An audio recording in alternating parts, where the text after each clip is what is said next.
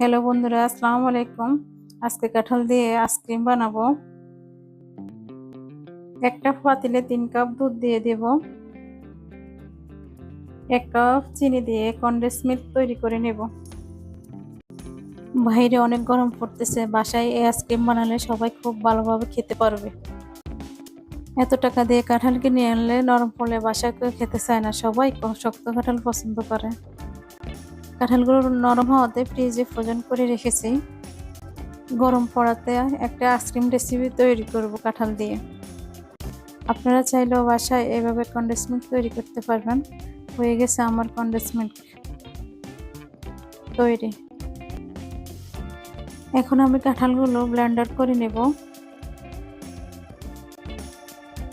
ভালোভাবে ব্লেন্ডার হলে এগুলো আমি চাটনি দিয়ে ছেঁকে নেব। কাঁঠালের পেস্টে ফুড কালার দিয়ে দেব। আমার নিজেতে বানানো কনডেন্স মিল্কগুলো দিয়ে দেব। হ্যান্ড বিটার দিয়ে মিক্স করে নেব ভালোভাবে।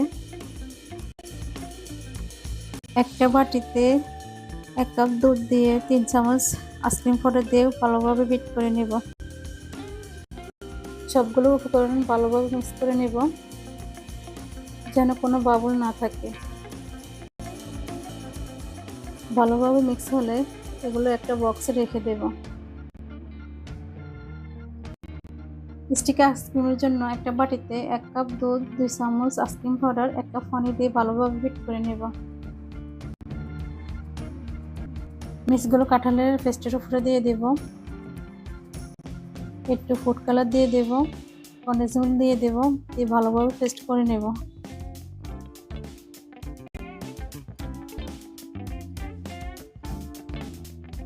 এক কাপ নারকেল কুচি দিয়ে ভালোভাবে মিশিয়ে নেব।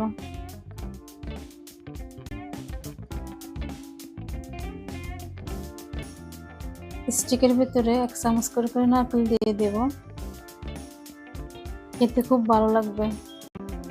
কাঁঠালের পেস্টগুলোকে করে 6টা স্টিকে চামচ দিয়ে দেব। যারা কাঁঠাল খেতে পছন্দ করেন তারা এভাবে আইসক্রিম তৈরি করে খেতে পারবে। আপনারা এভাবে ট্রাই করবেন, আমাকে কমেন্টস করে জানাবেন। একটু টেস্ট বাড়ানোর জন্য বক্সে আইসক্রিমের কাঠবাদাম কুচি কুচি করে কেটে উপর দিয়ে ছিটিয়ে দিলাম। দেখেন কিরকম হয়েছে আইসক্রিম, ডিজাইনটাই চেঞ্জ হয়ে গেছে।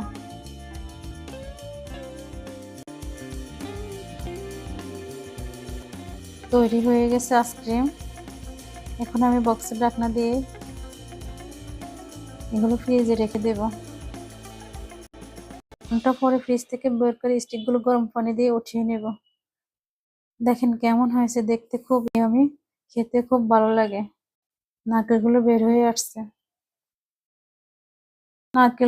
হয়ে আসছে দেখেন।